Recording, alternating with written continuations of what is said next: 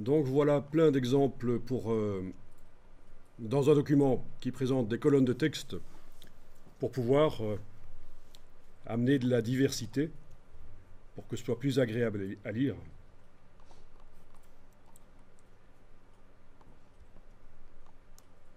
N'hésitez pas à délirer. Le texte ici a bord perdu également si vous voulez, ça peut être très sympa. Donc inspirez-vous aussi d'exemples que vous trouvez dans les magazines, etc. Et sur le web. Normalement, en tant que graphiste qui font la mise en page, vous êtes censé aller chaque semaine dans une librairie et acheter entre 50 et 100 euros de magazines. Mais c'est évidemment très cher. Et donc, heureusement, il y a la solution que je vous ai montrée l'autre jour, le Pinterest, avec les gens qui, partout dans le monde, répertorient les meilleures mises en page. Parce qu'ils vous aiment bien, donc ils partagent avec vous. Non, c'est pas pour ça.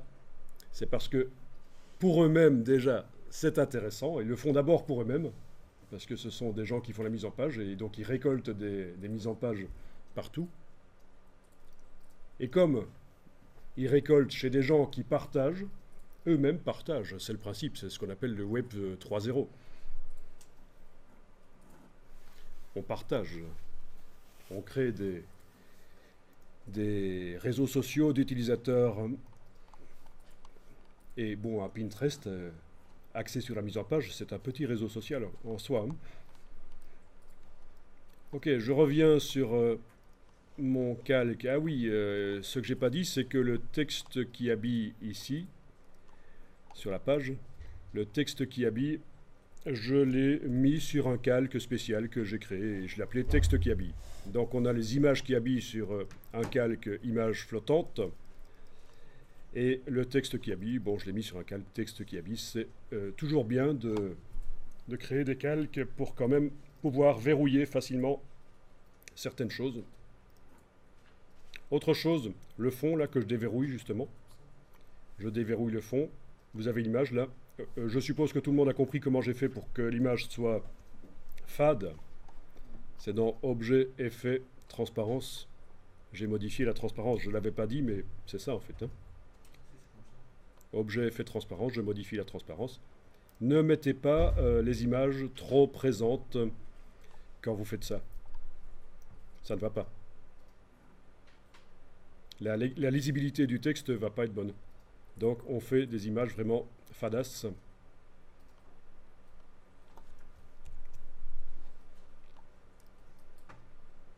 Okay. Ou alors, si vous voulez que les images soient plus présentes, bon, il y a toujours des astuces. Je crée un calque ici, que je vais appeler fond blanc,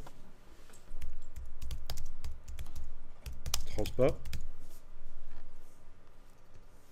L'image qui est dans le calque de fond, là, je vais la mettre plus forte.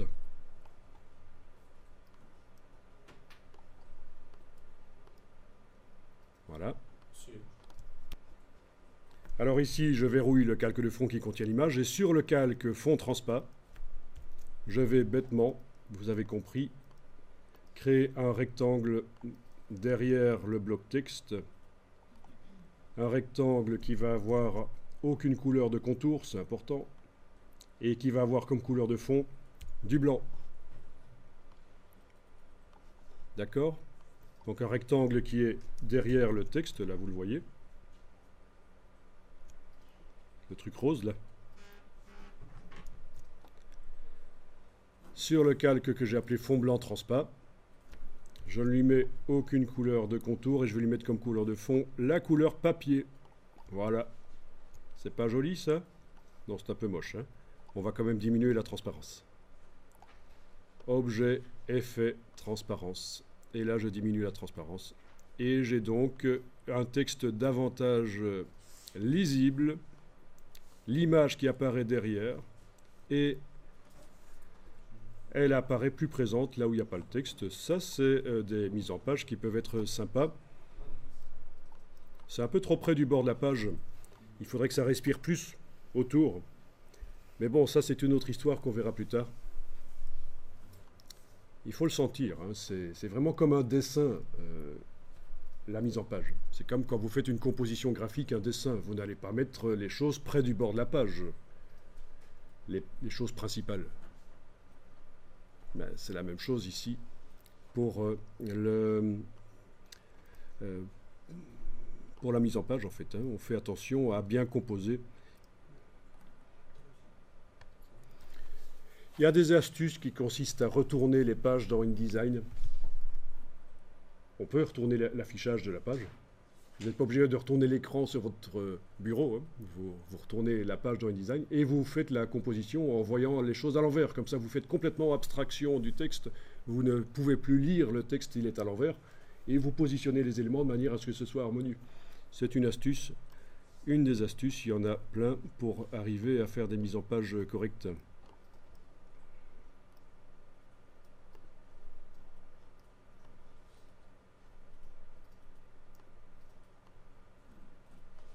Voilà, un petit effet d'ombre sur le texte qui était là, c'est pas plus mal.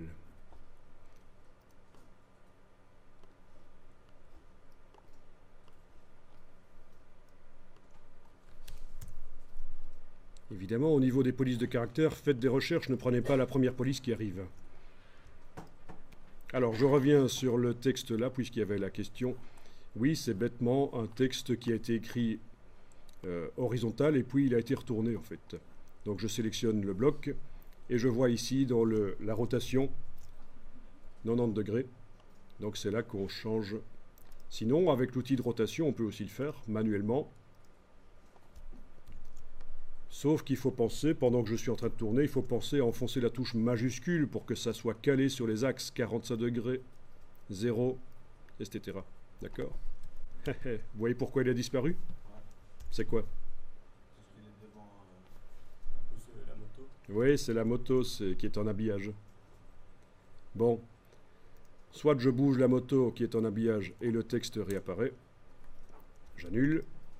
Soit je dis que ce bloc texte est insensible à l'habillage. Donc, pour dire que le bloc est insensible à l'habillage, c'est dans les options de bloc de texte. Vous avez une option ici qui s'appelle « Ignorer l'habillage ». On va la réutiliser plus tard, mais je vous montre déjà ça. Ignorer l'habillage, et donc, voilà, le texte peut même passer sur l'image qui habille cette fois-ci, il n'y a pas de problème. Bon.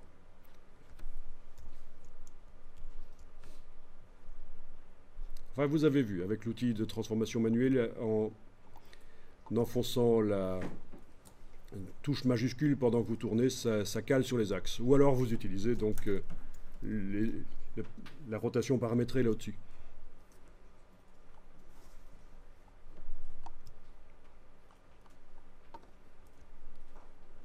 Bien, alors il se trouve que ben, je vais publier le document en ligne. Il se trouve que je suis dans CC 2015 et il y a une nouveauté dans CC 2015, c'est qu'on peut publier sur le web un document InDesign rapidement. C'est pas super génial, ça sert juste à voir le document. Ça n'est pas encore un concurrent valable du DPS, donc les applications pour tablette qu'on peut faire au départ de InDesign. C'est pas un concurrent valable du PDF interactif ni du livre numérique. C'est juste un truc intéressant pour publier ces documents. Ok. Donc je vais enregistrer le document ici sous le nom.